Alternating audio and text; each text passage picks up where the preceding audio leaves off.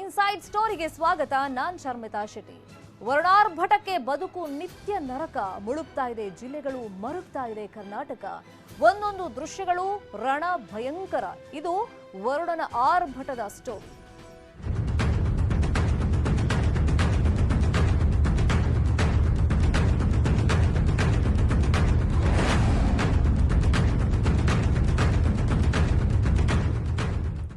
ಕರುನಾಡಿನ ತುಂಬೆಲ್ಲ latest ವಿಚಾರ ಏನು ಅಂತಂದ್ರೆ ಮಳೆಯೋ ಮಳೆ ಅಂತ ಜನ ಮಾತಾಡ್ಕೊಳ್ತಾ ಇದ್ದಾರೆ. ಬಸ್ ನಿಲ್ದಾಣ, ಶಾಲೆ, ಮನೆಗಳು ಎಲ್ಲವೂ ಜಲಾವೃತ ಆಗ್ತಾ ಇದೆ. ಮಳೆ ಕಂಟಿನ್ಯೂಸ್ ಆಗಿ ಜೋರಾಗಿ ಬರ್ತಾ ಇರೋದ್ರಿಂದ ರಸ್ತೆಗಳೆಲ್ಲ ಕೊಚ್ಕೊಂಡು ಹೋಗ್ತಾ ಇದೆ. ಕೃಷಿ ಜಮೀನು ಮುಳುಗಡೆ ಆಗ್ತಾ ಇದೆ. ಪರಿಣಾಮ ಬೆಳೆ ಎಲ್ಲ ಹಾನಿಯಾಗ್ತಾ ಇದೆ. ಬೆಂಗಳೂರು ಸೇರಿದಂತೆ ಯಾವ್ಯಾವ ಜಿಲ್ಲೆಗಳಲ್ಲಿ ವರುಣನ ಅವಾಂತರ ಹೇಗಿದೆ ಅಂತ ದೃಶ್ಯಗಳ ಸಮೇತ ನಿಮಗೆ ಮಾಹಿತಿಯನ್ನು ಕೊಟ್ಕೊಂಡು ಹೋಗ್ತೀವಿ. ಫಸ್ಟ್ ಚಿತ್ರದುರ್ಗದಲ್ಲಿ ಏನೆಲ್ಲ ಆಗಿದೆ ಅನ್ನೋದನ್ನ ತೋರಿಸ್ತೀವಿ. ದೃಶ್ಯ 1ರಲ್ಲಿ ತೋರಿಸ್ತಾ ಇದ್ದೀವಿ. ಕೋಟೆನಾಡು ಚಿತ್ರದುರ್ಗದಲ್ಲಿ ಧಾರಾಕಾರ ವರ್ಷಧಾರೆ ಹೆಂಗ್ ಬಿದ್ದಿದೆ ಅಂತ. ಚಿತ್ರದುರ್ಗ, ಹೊಸದುರ್ಗ, ಹೊಳಲ್ಕೆರೆ ಭಾಗದ ಹಲವೆಡೆ ಮಳೆಯಾಗಿದೆ. ಮಾಚೇನಹಳ್ಳಿ ಸರ್ಕಾರಿ ಪ್ರಾಥಮಿಕ ಶಾಲೆ ಜಲಾವೃತ ಆಗಿದೆ. ಇನ್ನು ಹೊಸದುರ್ಗ ತಾಲೂಕಿನ ಮಾಚೇನಹಳ್ಳಿ ಶಾಲೆಗೆ ಚರಂಡಿ ನೀರು ನುಗ್ಗಿಬಿಟ್ಟಿದೆ. ಪರಿಣಾಮ ಶಾಲೆಯ ಕೊಠಡಿಗಳು ಸಂಪೂರ್ಣವಾಗಿ ಜಲಾವೃತ ಆಗಿದೆ. ವಿದ್ಯಾರ್ಥಿಗಳ ಕಲಿಕಾ ಸಾಮಗ್ರಿಗಳು ಸಂಪೂರ್ಣವಾಗಿ ನೀರು ಪಾಲಾಗಿದೆ. ಇನ್ನೊಂದು ಕಡೆ ಈ ಬಿಸಿಯೂಟದ ಆಹಾರ ಧಾನ್ಯ ಕೂಡ ಸಂಪೂರ್ಣವಾಗಿ ನೀರು ಪಾಲಾಗಿದೆ. ಮಳೆಯಿಂದ ಮಾಚೇನಹಳ್ಳಿ ಅಸ್ತವ್ಯಸ್ತವಾಗ್ಬಿಟ್ಟಿದೆ.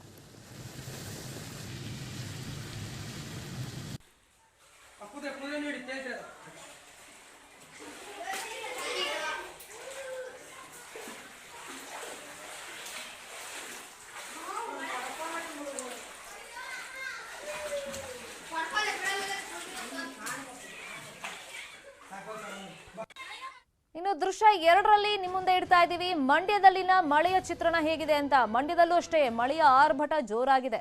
ಅದರಲ್ಲೂ ನಾಗಮಂಗಲದ ಬಸ್ ನಿಲ್ದಾಣ ಇದೆಯಲ್ಲ, ಕಂಪ್ಲೀಟ್ ಆಗಿ ಜಲಾವೃತ ಆಗಿದೆ. ನೋಡಿ, ಭಾರಿ ಮಳೆಯಿಂದಾಗಿ ಬಸ್ ನಿಲ್ದಾಣಕ್ಕೆ ಮಳೆ ನೀರು ಹೆಂಗ್ ನುಗ್ಗಿಬಿಟ್ಟಿದೆ ಅಂತ. ಮಳೆ ನೀರು ನುಗ್ಗಿದ್ರಿಂದ ಪ್ರಯಾಣಿಕರು ಪಾಪ ಪರದಾಟವನ್ನ ಪಟ್ಟಿದ್ದಾರೆ. ಈ ಕಂಪ್ಲೀಟ್ ಆಗಿ ಹೆಂಗ್ ಕಾಣಿಸ್ತಿತ್ತು ಅಂತಂದ್ರೆ, ನಾಗಮಂಗಲದ ಬಸ್ ನಿಲ್ದಾಣ ಕೆರೆ ತರ ಕಾಣಿಸ್ತಾ ಇತ್ತು. ಅಲ್ಲಿನ ಚಿತ್ರಣ ತಗ್ಗು ಪ್ರದೇಶದ ರಸ್ತೆಯಲ್ಲಿ ನೀರು ನಿಂತ್ಕೊಂಡಿದೆ. ಜನ, ಅದರಲ್ಲೂ ಪ್ರಯಾಣಿಕರು ಪಾಪ ಸಾಕಷ್ಟು ಅಲ್ಲಿ ಪರದಾಟವನ್ನು ಪಟ್ಟಿದ್ದಾರೆ.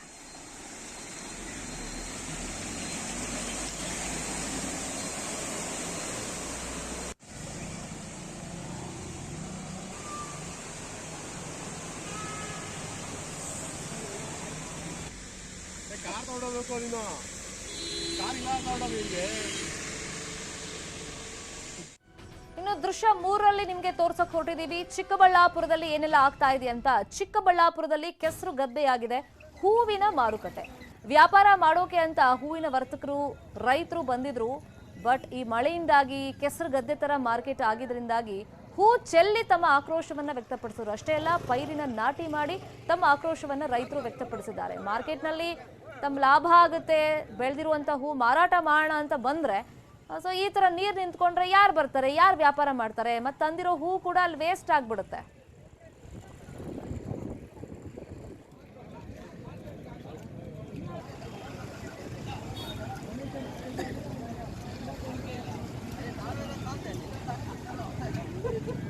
ಇನ್ನು ದೃಶ್ಯ 4ರಲ್ಲಿ ತೋರಿಸ್ತೀವಿ. ಬಾಗಲಕೋಟೆಯಲ್ಲಿ ಹಳ್ಳದಲ್ಲಿ ಬಸ್ ಒಂದು ಸಿಕ್ಕಾಕೊಂಡ್ಬಿದ್ದಿತ್ತು.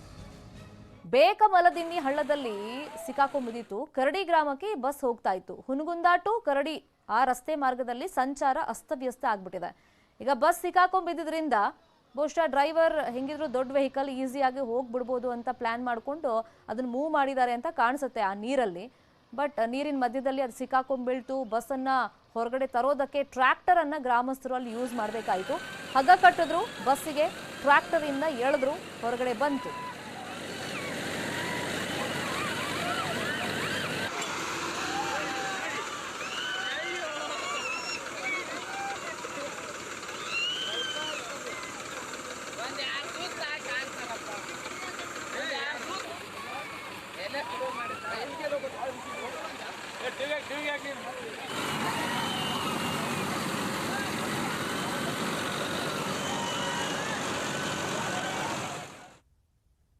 ಇನ್ನು ರಾಜ್ಯದ ರಾಜಧಾನಿ ಸಿಲಿಕಾನ್ ಸಿಟಿ ಬೆಂಗಳೂರಲ್ಲಿ ಮಳೆಯ ಪರಿಸ್ಥಿತಿ ಹೆಂಗಿದೆ ಅದರ ಬಗ್ಗೆ ಇನ್ಫಾರ್ಮೇಶನ್ ಕೊಡ್ತಾ ಇದೀವಿ ನೋಡಿ. ಬೆಂಗಳೂರಿನ ಹಲವೆಡೆ ಭಾರೀ ಮಳೆಯಾಗ್ತಾ ಇದೆ. ದಾಸರಹಳ್ಳಿ, ನೆಲಮಂಗಲ, ಮಾದನಾಯಕನಹಳ್ಳಿ, ಬಾಗಲಗುಂಟೆ ಸೇರಿದಂತೆ ಹಲವೆಡೆ ಭಾರೀ ಮಳೆಯಾಗ್ತಾ ಇದೆ. ಈ ಧಾರಾಕಾರ ಮಳೆ ಬಂತು ಬೆಂಗಳೂರಲ್ಲಿ ಅಂತಂದ್ರೆ ಒಂದು ಅರ್ಧ ಗಂಟೆ ಬಂದ್ರೆ ಸಾಕು, ವಾಹನ ಸವಾರರ ಪರದಾಟ, ಎಲ್ಲೆಲ್ಲಿ ಏನೇನು ಅವಾಂತರ ಸೃಷ್ಟಿಯಾಗುತ್ತೆ ಅನ್ನೋದನ್ನ ನಾವು ಗಮನಿಸ್ಕೊಂಡು ಬಂದಿದ್ದೀವಿ. ಅದರಲ್ಲೂ ಈಗ ನಿರಂತರವಾಗಿ ಮಳೆ ಬರ್ತಲೇ ಇದೆ. ಇನ್ನೂ 3 ದಿನಗಳ ಕಾಲ ಬೆಂಗಳೂರಲ್ಲಿ ಮಳೆ ಬರುತ್ತೆ ಅಂತ ಹವಾಮಾನ ಇಲಾಖೆ ಮುನ್ಸೂಚನೆಯನ್ನ ಕೊಟ್ಟಿರೋದ್ರಿಂದ ಇವತ್ತಿನ ಮಳೆಗೆ ವಾಹನ ಸವಾರರು ಸಾಕಷ್ಟು ಪರದಾಟವನ್ನ ಪಟ್ಟಿದ್ದಾರೆ. ಹೆದ್ದಾರಿಯಲ್ಲಿ ಮಳೆ ನೀರು ತುಂಬಿ ಹರಿತು. ಹೆದ್ದಾರಿ ಬದಿ ಚರಂಡಿ ನಿರ್ವಹಣೆ ಇಲ್ಲದೆ ಇರೋದ್ರಿಂದ ರಸ್ತೆಗೆ ಮಳೆ ನೀರು ಈಸಿಯಾಗಿ ನುಗ್ಬಿಡುತ್ತೆ. ಇನ್ನೊಂದು ಕಡೆ ನವಯುಗ ಟೋಲ್ ರಸ್ತೆಯ ಸರ್ವಿಸ್ ರಸ್ತೆಯಲ್ಲೂ ಕೂಡ ಮಳೆ ನೀರು ತುಂಬಿಕೊಂಡಿತ್ತು. ಹಾಗಾಗಿ ವಾಹನ ಸವಾರರು ಪರದಾಡಬೇಕಾಯಿತು.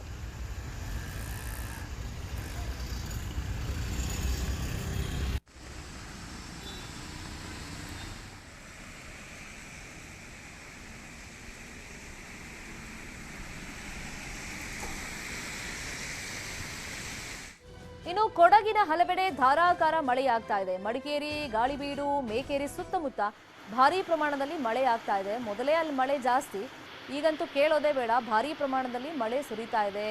ಭಾರೀ ಮಳೆಯಿಂದ ವಾಹನ ಸವಾರರು ಪರದಾಟ ಪಟ್ಟಿದ್ದಾರೆ. ರಸ್ತೆ ಮೇಲೆಲ್ಲ ನೀರು ಹರಿತಾ ಇದೆ.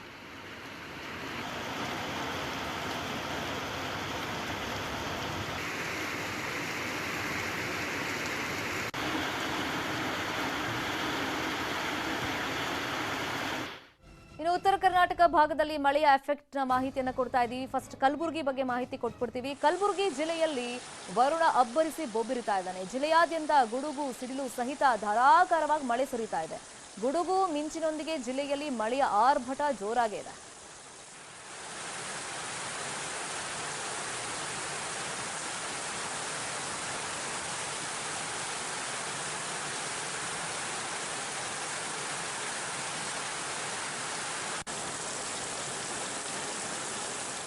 ಇನ್ನು ಹೊಸಪೇಟೆಯಲ್ಲಿ ಗುಡುಗು ಸಹಿತ ಭಾರೀ ಮಳೆಯಾಗಿದೆ. ಹೊಸಪೇಟೆ ನಗರ ಜೊತೆಗೆ ಸುತ್ತಮುತ್ತಲಿನ ಪ್ರದೇಶಗಳಲ್ಲಿ ಭಾರೀ ಮಳೆಯಾಗ್ತಾ ಇದೆ. ಇಲ್ಲೂ ಅಷ್ಟೇ ಗುಡುಗು ಮತ್ತೆ ಸಿಡಿಲಿನ ಆರ್ಭಟ ಇದೆ. ಮತ್ತೆ ಧೋ ಅಂತ ಒಂದೇ ಸಮನೆ ಮಳೆ ಬೀಳ್ತಲೇ ಇದೆ. ಭಾರೀ ಮಳೆಯಿಂದಾಗಿ ಜನಜೀವನ ಅಸ್ತವ್ಯಸ್ತ ಆಗ್ಬಿಡಿದೆ.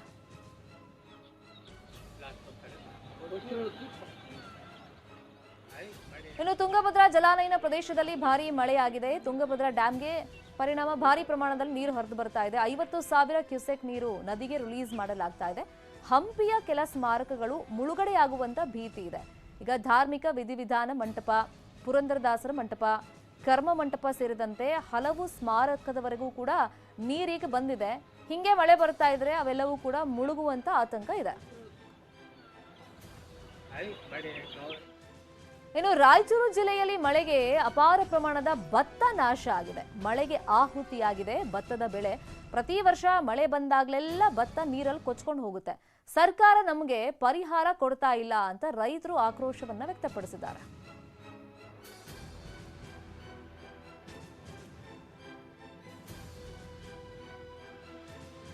ಈ ರಾಯಚೂರು ಸುತ್ತಮುತ್ತ ಹೆಚ್ಚಿನ ಪ್ರಮಾಣದಲ್ಲಿ ಭತ್ತ ಬೆಳೀತಾರೆ.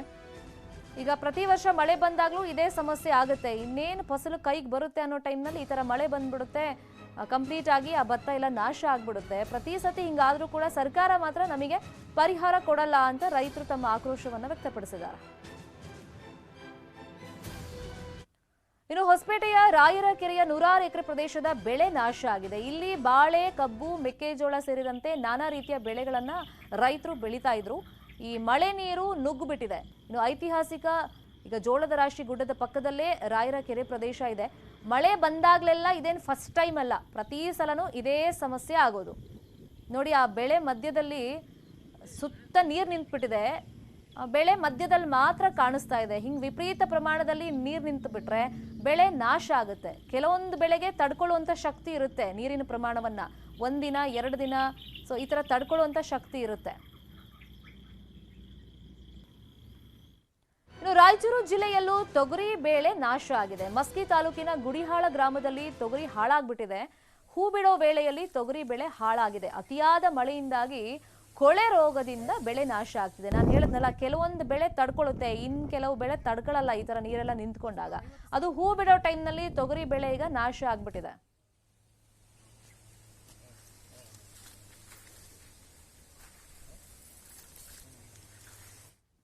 ಇನ್ನು ಯಾದಗಿರಿಯಲ್ಲಿ ಮಳೆಯಿಂದಾಗಿ ರಸ್ತೆ ಜಲಾವೃತ ಆಗ್ಬಿಟ್ಟಿತ್ತು.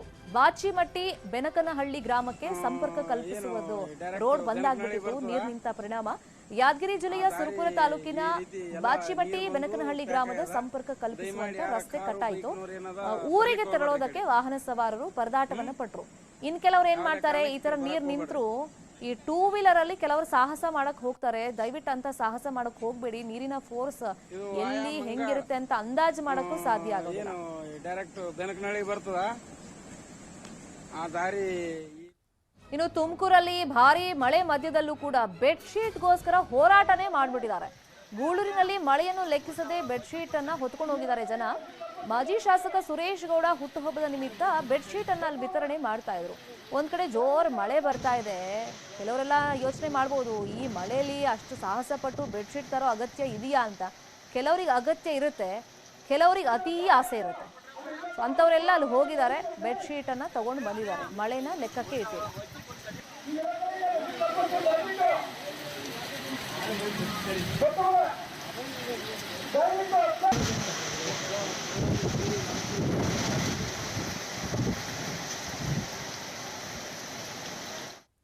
ಬೆಂಗಳೂರಿನ ಹಲವೆಡೆ ಸಂಜೆ ಆಗ್ತಾ ಇದ್ದಂತೆ ಭಾರೀ ಮಳೆ ಬೀಳ್ತಾ ಇದೆ. K R market, Malleshwaram, Yeshwanthpur, Srinagar, Vidhana Soudha, Sadashivanagar, Gandhinagar, Majestic ಸೇರಿದಂತೆ ಹಲವು ಏರಿಯಾಗಳಲ್ಲಿ ಮಳೆ ಮತ್ತೆ ಕಂಟಿನ್ಯೂ ಆಗ್ತಾ ಇದೆ.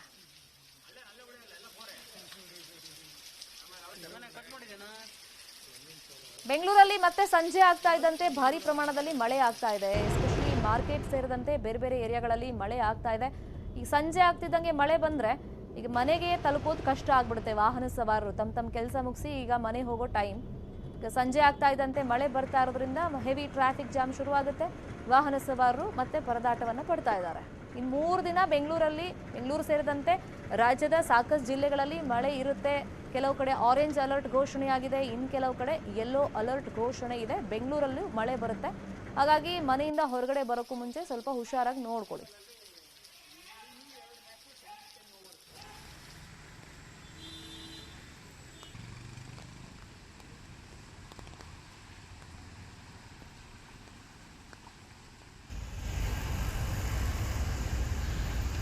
ಬೆಂಗಳೂರಿನಲ್ಲಿ ಸಂಜೆ ಆಗ್ತಿದ್ದಂತೆ ಮಳೆ ಆಗ್ತಾ ಇದೆ. ಶ್ರೀನಗರ, ವಿಧಾನಸೌಧ, ಸದಾಶಿವನಗರ, ಕೆಆರ್ ಮಾರ್ಕೆಟ್ ಹೀಗೆ ಬೇರೆ ಬೇರೆ ಏರಿಯಾದಲ್ಲಿ ಆಲ್ಮೋಸ್ಟ್ ಎಲ್ಲ ಏರಿಯಾದಲ್ಲೂ ಇದೀಗ ಭಾರಿ ಪ್ರಮಾಣದಲ್ಲಿ ಮಳೆ ಆಗ್ತಾ ಇದೆ. ಮತ್ತೆ ಕಂಟಿನ್ಯೂಸ್ ಆಗಿ ಮಳೆ ಬರ್ತಾ ಇದೆ. ಹಾಗಾಗಿ ವಾಹನ ಸವಾರಿಗೆ ಇದರಿಂದ ಕಿರಿಕಿರಿ ಆಗ್ತಿದೆ. ಅಂದ್ರೆ ಅದರಲ್ಲೂ ಈ ದ್ವಿಚಕ್ರ ವಾಹನದಲ್ಲಿ ಟೂ ವೀಲರ್ ಅಲ್ಲಿ ಯಾರೆಲ್ಲ ಟ್ರಾವೆಲ್ ಮಾಡ್ತಾರೆ, ಮಳೆ ಒಂದೇ ಸಮನೆ ಬಂದ್ಬಿಟ್ರೆ ಅವ್ರಿಗೆ ಸಮಸ್ಯೆ ಆಗ್ಬಿಡುತ್ತೆ. ಮತ್ತೆ ಮತ್ತೊಂದು ಸಮಸ್ಯೆ ಅಂತಂದ್ರೆ ಬೆಂಗಳೂರಲ್ಲಿ ಸರಿಯಾಗಿರುವಂತ ವೆದರ್ನಲ್ಲೇ ರೋಡ್ ಸರಿ ಇರೋದಿಲ್ಲ. ಅಂದ್ರೆ ಸಾವು ನೋವು ಆಗೋದು, ಗುಂಡಿಗೆ ಬೀಳೋದು ಇಂಥದ್ದೆಲ್ಲ ನೋಡ್ತಾ ಇರ್ತೀವಿ. ಈ ತರ ಮಳೆ ಕಂಟಿನ್ಯೂಸ್ ಆಗಿ ಬಂದ್ರೆ ಅಲ್ಲಿ ರೋಡ್ ತುಂಬಿಟ್ಟಿರುತ್ತೆ ನೀರಿಂದ. ಸೊ ಅವಾಗ ಏನಾಗುತ್ತೆ, ಗುಂಡಿ ಕಾಣೋದಿಲ್ಲ. ಫಸ್ಟ್ ಇವ್ರಿಗೇನಿರುತ್ತೆ, ವಾಹನ ಸವಾರಿಗೆ ನಾವು ಹೆಂಗಾದ್ರೂ ಫಸ್ಟ್ ಮನೆ ರೀಚ್ ಆಗ್ಬಿಡೋಣ ಅಂತ ಸೇಫ್ ಆಗಿ ಹೋಗ್ಬೇಕಾಗತ್ತೆ. ಹಾಗಾಗಿ ಬೆಂಗಳೂರಲ್ಲಿ ಟ್ರಾವೆಲ್ ಮಾಡೋರು ಸ್ವಲ್ಪ ಹುಷಾರಾಗಿದೆ. ನ್ಯೂಸ್ 18 ಕನ್ನಡದಲ್ಲಿ ಕೂ ಆಪ್ ಮೂಲಕ ಪ್ರತಿದಿನ ನಾವು ಪ್ರಶ್ನೆ ಕೇಳಿ ನಿಮ್ಮಿಂದಲೇ ಉತ್ತರವನ್ನ ಪಡ್ಕೊಳ್ತಾ ಇದ್ದೀವಿ. ಕೂ ಆಪ್ ಮೂಲಕ ಇವತ್ತು ನಾವು ಪ್ರಶ್ನೆ ಕೇಳಿದ್ವಿ, ಅದಕ್ಕೆ ಉತ್ತರ ನೀವು ಕೊಟ್ಟಿದ್ದೀರಾ. ಕಟ್ಟಡಗಳ ದುರಂತಕ್ಕೆ ಬಿಬಿಎಂಪಿ ನಿರ್ಲಕ್ಷ್ಯನೇ ಕಾರಣನಾ ಅಂತ ನಾವು ಪ್ರಶ್ನೆಯನ್ನ ಕೇಳಿದ್ವಿ. ಇದಕ್ಕೆ ಹೌದು ಅಂತ 89%, ಇಲ್ಲ ಅಂತ 11% ಉತ್ತರವನ್ನ ನಿಮ್ಮಿಂದಲೇ ಈಗ ನೀವು ಕಳಿಸ್ಕೊಟ್ಟಿದ್ದೀರಾ ಇದನ್ನ. ಮತ್ತೆ ಕೂ ಆಪ್ ನಲ್ಲಿ ಪ್ರತಿದಿನ ನಾವು 2 ಪ್ರಶ್ನೆ ಕೇಳ್ತೀವಿ. ಇದಕ್ಕೆ ನೀವು ಉತ್ತರವನ್ನ ಅಂದ್ರೆ ನಿಮ್ಮ ಅಭಿಪ್ರಾಯವನ್ನ ತಿಳಿಸಬೇಕು ಅಂತಂದ್ರೆ ಕೂ ಆಪ್ ಡೌನ್ಲೋಡ್ ಮಾಡ್ಕೊಂಡಿರ್ಬೇಕು. ಮತ್ತಷ್ಟು ಸುದ್ದಿ ನೋಡೋಣ ಬ್ರೇಕ್ ಆದ್ಮೇಲೆ.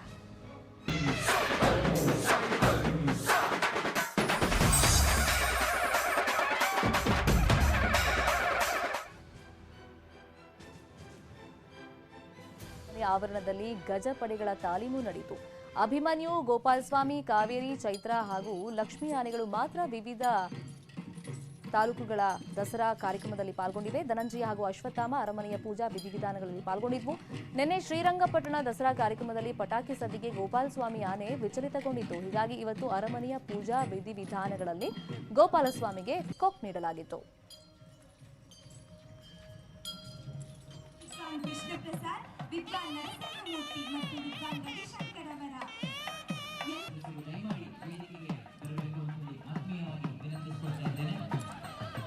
ಇದೀಗ ಈ ಎಲ್ಲ ಗೌರವಾನ್ವಿತ ಕಲಾವಿದರಿಗೆ ಇನ್ನು ದಸರಾ ಜಂಬೂ ಸವಾರಿ ಮೆರವಣಿಗೆಗೆ ಸಿದ್ಧತೆ ಮಾಡಿಕೊಳ್ಳಲಾಗ್ತಾ ಇದೆ. ಮೈಸೂರು ಜಿಲ್ಲಾ ಉಸ್ತುವಾರಿ ಸಚಿವ ಎಸ್ಟಿ ಸೋಮಶೇಖರ್ ಜಂಬೂ ಸವಾರಿ ಮೆರವಣಿಗೆಗೆ ಸಿದ್ಧವಾಗ್ತಿರೋ ಸ್ತಬ್ಧ ಚಿತ್ರಗಳ ವೀಕ್ಷಣೆ ಮಾಡಿದ್ರು. ಮೂಡಾ ಅಧ್ಯಕ್ಷ ಎಚ್ಪಿ ರಾಜೀವ್ ಉಸ್ತುವಾರಿ ಸಚಿವರಿಗೆ ಸ್ತಬ್ಧ ಚಿತ್ರಗಳ ಬಗ್ಗೆ ಮಾಹಿತಿ ಕೊಟ್ಟರು. ಅಕ್ಟೋಬರ್ 13ರ ಒಳಗೆ ಸ್ತಬ್ಧ ಚಿತ್ರ ನಿರ್ಮಾಣ ಅಂತ್ಯವಾಗುತ್ತೆ.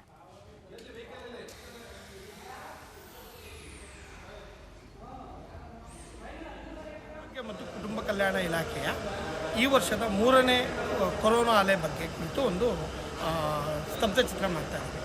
ಈ ಒಂದು ನಮ್ಮ ಸ್ತಬ್ಧ ಚಿತ್ರದಲ್ಲಿ ನಾವೊಂದು ಮೆಸೇಜ್ ಕೊಡ್ತಾ ಇದ್ದೀವಿ. ಏನಂದರೆ ಕೊರೋನಾ ಇನ್ನೂ ಹೋಗಿಲ್ಲ, ಕೊರೋನಾ ಇನ್ನೂ ಇದೆ.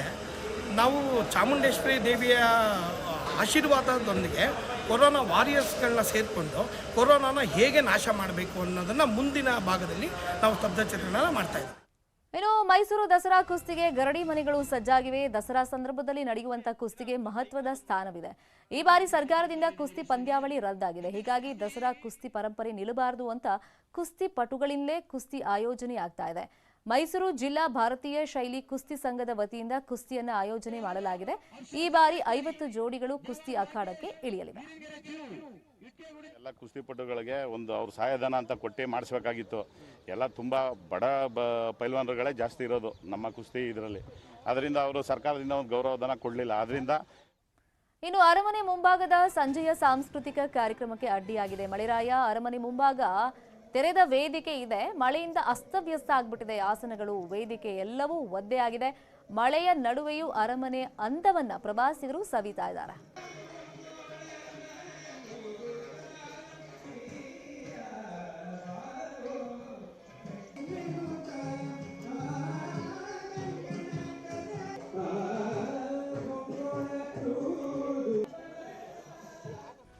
ಇವತ್ತಿನ ಕೂ ಆಪ್ನಲ್ಲಿ ಮತ್ತೊಂದು ಪ್ರಶ್ನೆಯನ್ನ ನಿಮಗೆ ಕೇಳ್ತಾ ಇದ್ದೀವಿ. ಕರಾವಳಿಯಲ್ಲಿ ನೈತಿಕ ಪೊಲೀಸ್ಗಿರಿ ಹೆಚ್ಚಾಗ್ತಾ ಇದೆಯಾ ಅನ್ನೋದು ನಮ್ಮ ಪ್ರಶ್ನೆ.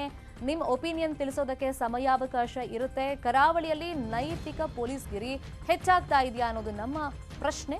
ಸೊ ಇದಕ್ಕೆ ಹೌದು ಅಂತ ನಿಮ್ಮ ಒಪಿನಿಯನ್ ಆಗಿದೆ ಹೌದು ಅಂತ ತಿಳಿಸಿ, ಇಲ್ಲ ಅಂತ ನಿಮ್ಮ ಅಭಿಪ್ರಾಯ ಇದ್ರೆ ಇಲ್ಲ ಅಂತ ತಿಳಿಸಿ. ನೀವು ಕೊಟ್ಟಿರುವಂತ ಆನ್ಸರ್ನ ರಾತ್ರಿ 10 ಗಂಟೆ ನ್ಯೂಸ್ನಲ್ಲಿ ನಾವು ಪ್ರಸಾರ ಮಾಡ್ತೀವಿ.